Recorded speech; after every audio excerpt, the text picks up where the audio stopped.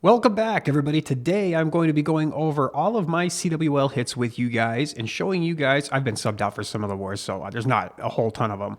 But showing you guys all of the strategies that I'm using to get 3 stars in CWL. And I have used, I think, 4 different attacks. The first one that we're going to be taking a look at is Rocket Loon Fireball. Some of these will be replays, but I will be doing Zap Lalo live later. So that's going to be exciting. Let's dive into the first hit. Rocket Loon Fireball. This attack is honestly so good for bases that you can kind of plan against, especially because if you can kind of look and scout at different ones, you can find a base with a really clumped up core, just like this one here. I use a skeleton spell to distract from my warden because I've got the Angry Jelly on him right now. I decided to go with the Angry Jelly version of the Rocket Loon Fireball attack this time instead of the Spirit Walk one because I didn't think it would really get me any value that I couldn't get with the warden anyway, so that's why I did it this way. What I was hoping for was to clear these things with my warden so that I could fireball either like the sweeper or the scattershot. He had a super wizard in his clan castle. This is champion 2 CWL, by the way, so that's odd to find a super wizard. The Angry Jelly wore off before I got to the ricochet cannon, which honestly kind of sucks. I was hoping I could get that, but so I was hoping I could use like a rocket loon or something to get rid of the ricochet cannon all the way, but it didn't work. So we just invisit so that we can go, and then I fireball. I think I do hit the scatter. I do. So the scatter is a really good fireball, obviously. And the reason I chose to put my warden on this side to launch a fireball towards the middle instead of this side is I would rather have my warden deal with the one monolith, which is scary over there, instead of the town hall and all of this stuff on the other side. The king can deal with this area and the queen a lot more easily than the warden can. All I have to worry about over here is the monolith, and that's it. I can just freeze it or invis or rage or whatever it is that I want to do. And at this end, I use my siege barracks to funnel everything towards the middle, and then I can pop my king ability and get the town hall with those guys. And at this point, I know there's a lot of damage in there, especially with the king in this compartment, so I actually pull the warden out this way with my royal champion, which I wasn't planning on doing originally. And then I have them kind of work together, and I rage them up. I should have put a headhunter here to help with the king a little bit. Luckily, the Phoenix is on the royal champion, so they'll benefit from the rage and everything anyway. I did have the rocket spear, so it ended up being a huge waste. Probably should have had the haste vial or the hog puppet or something else on. But again, it works out. We swag some rocket loons. I swag my poison. 3 of my 4 heroes are alive. This one is pretty crushed.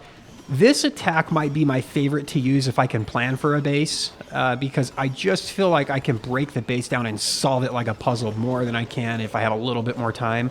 This is probably the strategy I'm most comfortable with if I can plan for an attack too. In hard mode, I haven't been able to get it work very well, but in normal mode, I can crush bases with it. And even though my Legend Link is today on my main account, I swagged my Royal Champion, I swagged a whole bunch of spells and troops, and I mean, I feel like I can dominate with this attack if I can get a good base and plan for it. Let's go on to the next hit. I don't know exactly what I'll show you next. All right, I realized I cut myself off there before I could tell you guys. We're going to look at this Mass Dragon attack. That's the goal of this one. This is the one with the, like, Stars attack, essentially, is what this is. Now, I don't know why I have the log launcher selected right now, because I don't use the log launcher. I'd probably switch it for the siege barracks once I start putting my queen down. With this one, the more into the core of the base you can get, the better. I wanted to ideally get my royal champion where these sweepers are, or at least 1/2 of that, right? At least deal with like half of the core. That way it was a little bit easier, but she kind of paths in kind of an odd direction on this one and not necessarily towards the middle at all. We do get some of it, I guess. Actually, I guess it does a little bit better than I thought it was. We got 1 invisibility spell left. We're going to deal with the arch tower here. Now, I missed my giant arrow here, which really screwed me up because I was hoping I would be hitting this sweeper with my giant arrow and not the one that I did hit. And almost causes me to time fail this raid. So we'll times 2 it through the rest of this attack. Luckily, we're dealing with the CC early on when we're not frozen up underneath like heavy damage dealing stuff. But yeah, that sweeper, I was really hoping that I could clear enough stuff to where my dragons and stuff would path to the middle, but the ice column there pulled me right out. So I used my ward ability because I saw that those dragons were in the middle. I was hoping those dragons would get the air sweeper, but they get distracted by the queen up there and they die anyway. And again, this sweeper almost screws me over. Luckily, the minion prince ability gets the sweeper, so that probably is what saved this raid. And it ends up being pretty close. Because I can't aim my giant arrow worth crap, apparently. So just aim your giant arrow better and you'll crush this base. But yeah, if it wasn't for the sweeper, this would have been absolutely crushed. And even still, It ends up being kind of crushed. It just was really close on time. I think I only had like 6 seconds left or something like that, so really not a ton of time. But you can still see I got quite a few dragons left. Queen and Warden are both really healthy. So still crushing it with that attack. Let's go into my attack that I did yesterday. I know I did a Root Rider one of the attacks. Maybe, I'll have to find it. I can't remember which one it was. All right, here it is. I found the Root Rider one. This is the double gem Root Rider attack that I showed off in the video the other day. And this one, I really like this attack. I did end up switching it for Legend League yesterday, and I think I went 308. And I switched the life gem for the healing tome because you do have the Apprentice Warden. The Apprentice Warden does die kind of early some attacks, though, so I think I see why the original creator of this attack has the Apprentice Warden and the life gem, because he does just... He passes awkwardly like the Warden, right? He'll just like step to the side one day randomly and get it hit by a scatter shot or something and just kind of die early. But the goal with this attack, obviously, is to get as much of the core as you can, and I have become pretty good at placing invises to get my Royal Champion to the core of the base, because I've done the Royal Champion charge so much and I don't have a life, so... I got in the Town Hall, which was the goal. That was the one thing I was maybe nervous about. I knew if I get in the Town Hall, the rest of this attack would be pretty easy. So I placed the invis ahead of her to get her to go to the middle here. I was hoping she would get the Rage Tower here so that it couldn't activate by the time I started again, because I start my Root Rider smash from this right-hand 3 o'clock side of the base. And then I'm going to put the Siege Barracks and the Queen down over here to clear these buildings to make sure that my Root Riders stay inside of that wall, and my King especially. I want my King to stay inside of the wall because... that will allow him to pop an Earthquake Boots that actually gets value.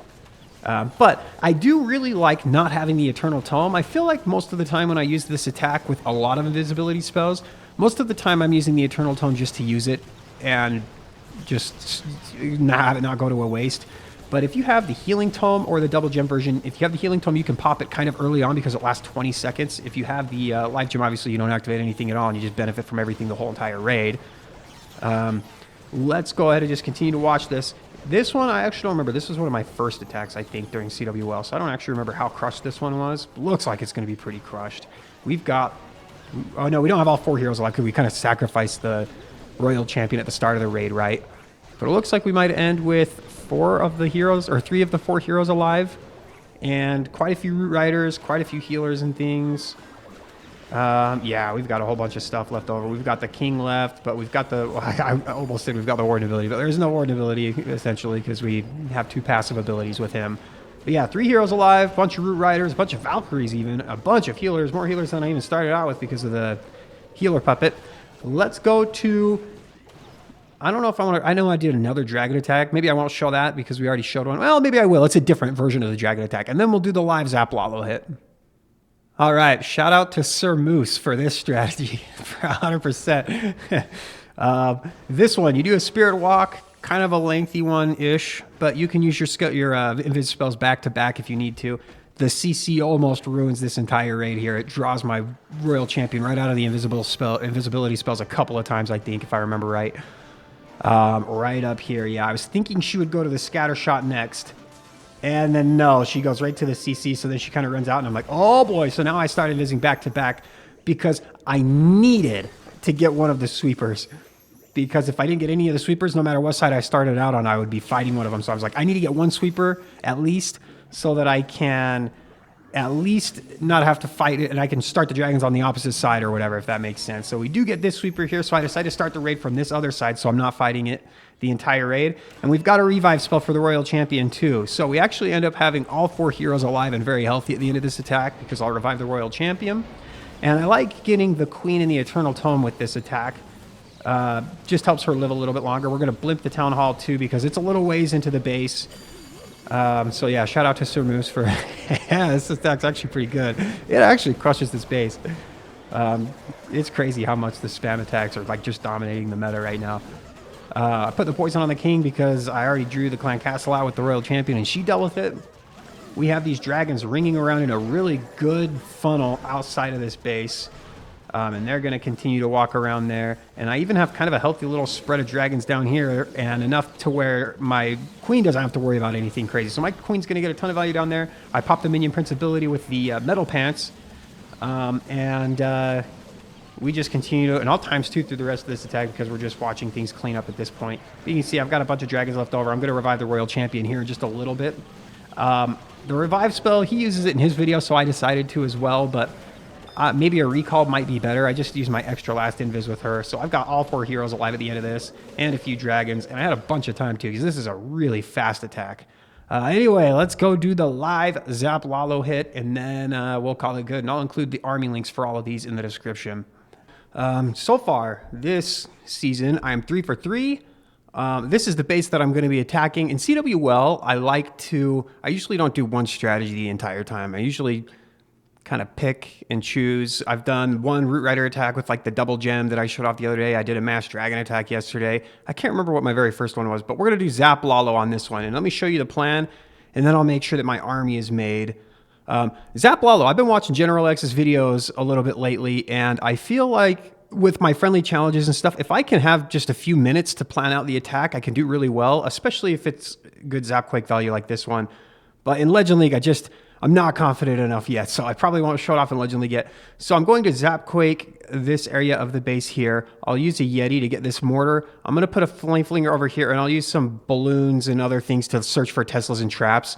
I'm going to use some Sneaky Goblins to clear some of these storages and stuff so that I can get my king to enter here. And we're going to hopefully wall break on this wall so that I can get my king and E-Titan and my Ice Golem into there, and I'll have my queen kind of walk around the outside, I think. I'm hoping I can pop the Earthquake Boots right here in the middle, and the Flame Flinger should go nuts, I would think. I think it should get like basically all of that. At which point, I should only have this little L shape at the bottom left, and I'm going to use the Royal Champion with my Lalo in order to help deal with the heroes a little bit, as well as maybe some of the air skeletons, or if there's anything like that around there. So that's the plan. Let me go ahead and make sure that my army is ready. Is it? Actually, we're ready to go. Oh man, I'm not. I gotta hype myself up real quick. Okay, we should be good. Yeah, let's dive in. Make sure all my equipment is set. I've got a Flame Flinger. That's going to be very important. No turning back now. All right. Okay, we're going to use, again, a Yeti up here. Okay. I'm going to wait just a second. Oh, there's a Tesla there. Okay.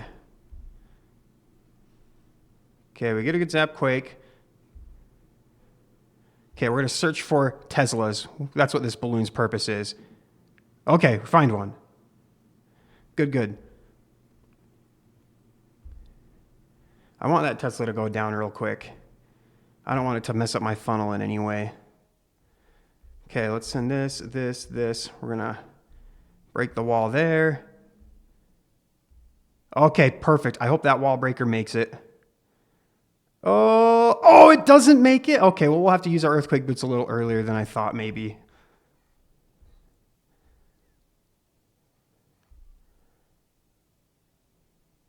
Okay, let's pop the Queen ability. I need to make sure that I get the Town Hall. Let's just rage the Queen here. Make sure that we don't go down to that single Inferno, hopefully.